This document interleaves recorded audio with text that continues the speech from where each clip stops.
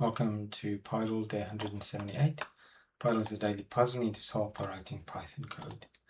Today's Pydle is a bee, so you have to use your imagination. There's the body of the bee with the eye, then you've got two wings there, one going forward and one going back. So yeah, have a go at solving that.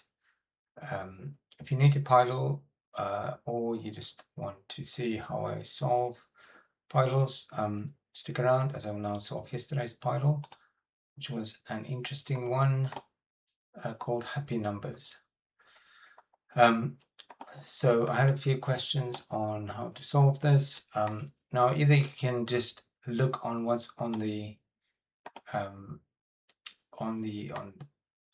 picture and just do some logical expressions for that, or you can actually go and use the definition of what a happy number is. So just gonna show a quick example. What's definition of a happy number? You can go to Wikipedia.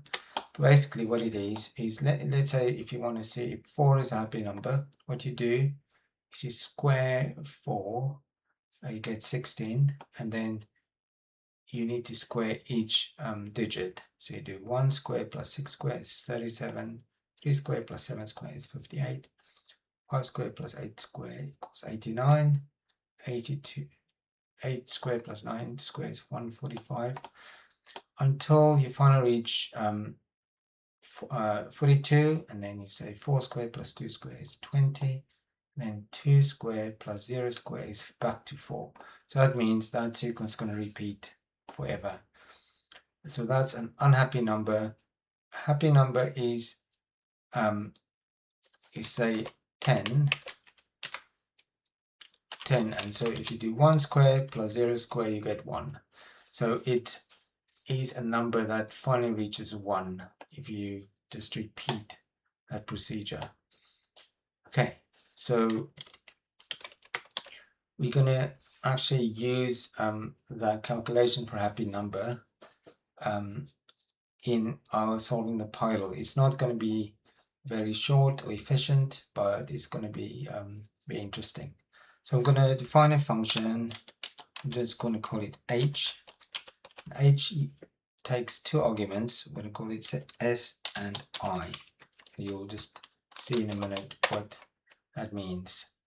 And now I'm going to define a variable k, so that's going to be the sum of our next number in the sequence.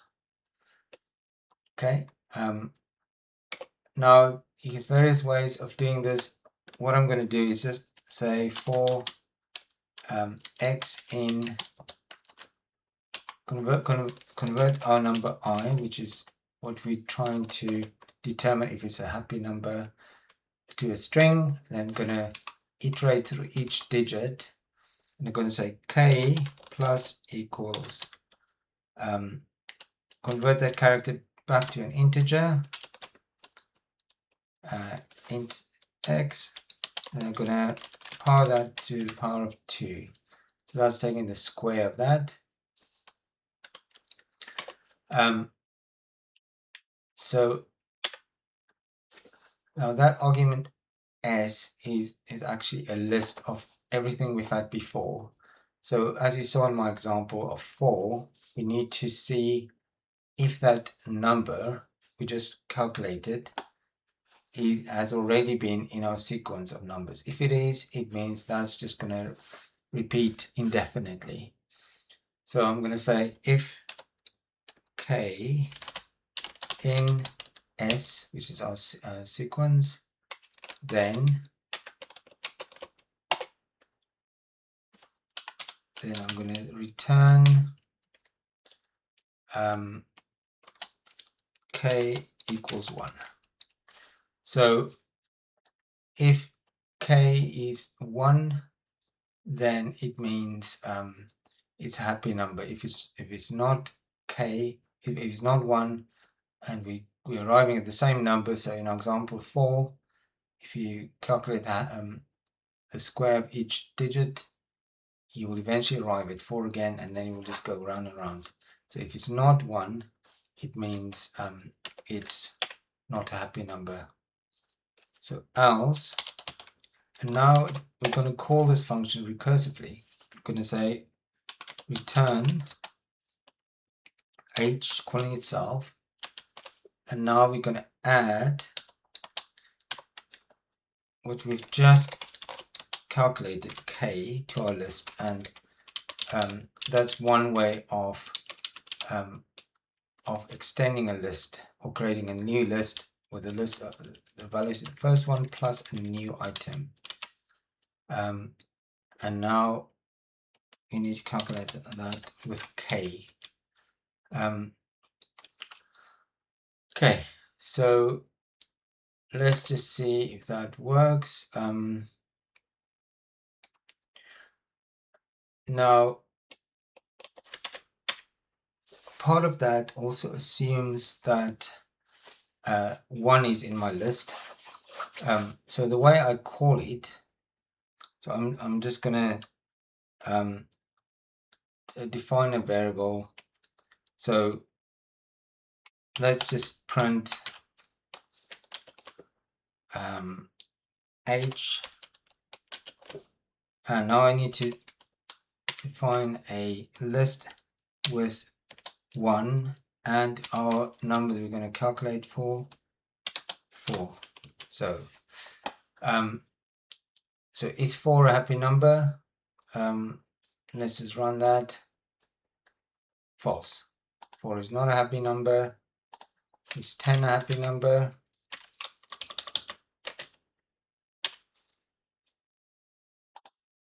True.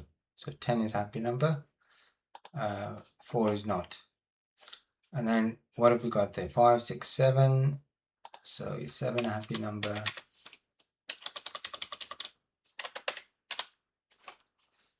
Okay.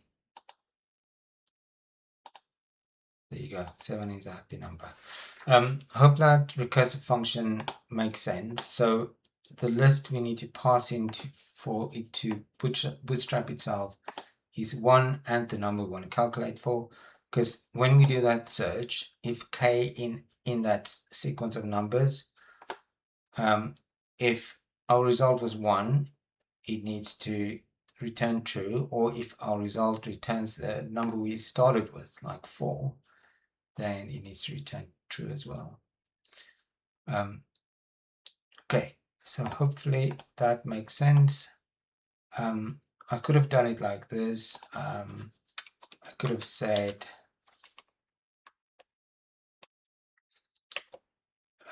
no, we're not going to do that. Okay, so that's recursive function. Okay, so now what about our Pydle?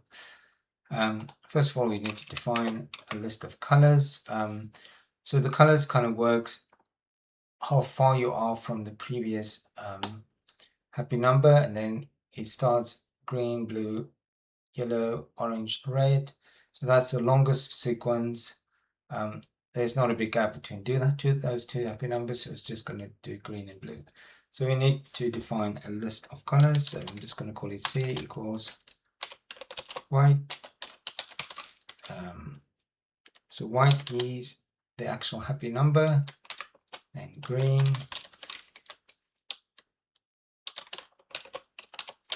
blue, yellow, orange, and red. Okay, so that's our list of colors. So if we did it generically with a bigger grid, we would have had to define more colors. So this is not generic for a bigger grid. I've literally only defined the colors we need for this 5x5 grid. Okay, so now for our Pydle. So I'm gonna, outside of our loop, I'm going to define a variable called a equals 0, and we're going to need to reset that every time we find a happy number.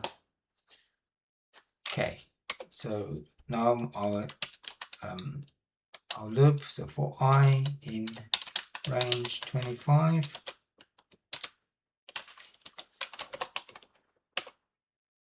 Okay, we're not starting at 0, we're starting at 1, so I'm going to say j equals I plus 1. So j is actually the number we're going to try and find out if it's happy. Let's say b. Normal programming, you'll use more descriptive variables. I'm just using a, b, those kind of variables. So b, that's going to be our happy value. So as I said, we need to bootstrap our recursive function with 1 and the number we want to calculate for, and then need to pass in j. We could have also just grabbed the last value from the list there in our function. It doesn't really matter as long as we know what we're doing. Okay, and now for the index of our color of our cell. So I said a. So either we need to increment a by 1 if it's unhappy, or we need to set it to 0 if it's happy. So the way I'm going to do that is just in a list, I'm going to say a equals list is a plus 1 or 0. And then the index of that list is our happiness. So if it's happy, the b is going to be the same as 1. So happy is going to reset to 0. Unhappy is going to take a plus 1. Okay, hopefully that makes sense. And finally, we get to our Pydle. I'm just doing this all in one. Normally, I kind of build up the puzzle, but this one, you kind of need everything to start with. Okay, so our coordinates is I modulus 5 and I integer division 5. Nothing new there.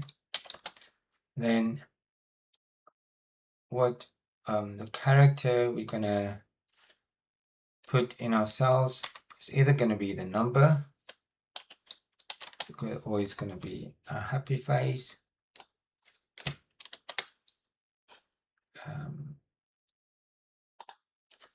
Okay. So I don't know if you've noticed that Pydle allows maximum of 2 characters in a cell. So that's quite nice. We can show numbers up to 99. Okay, so that's, and now the index is going to be the happiness. So is it happy? Then it's going to show the smiley. Otherwise, it's just going to show the number.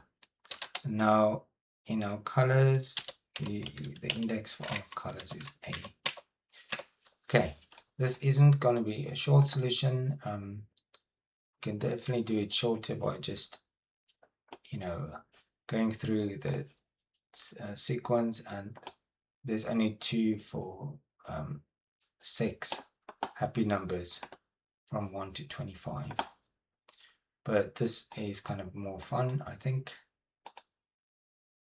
And that solves the Pydle, 206 characters, which isn't great, but I try to do it kind of more complete. You can probably cut that down to a lot less. Let me know on Reddit or YouTube what you managed to do with that. So hopefully you enjoyed that. Hopefully you learned something about recursive functions if you're new to Pydle or new to programming, and a few other tricks we've used here. Okay, hopefully you enjoyed that. Have a go at solving the B for today. It should be a lot simpler. Yeah, come back tomorrow for the solution. Thank you for watching.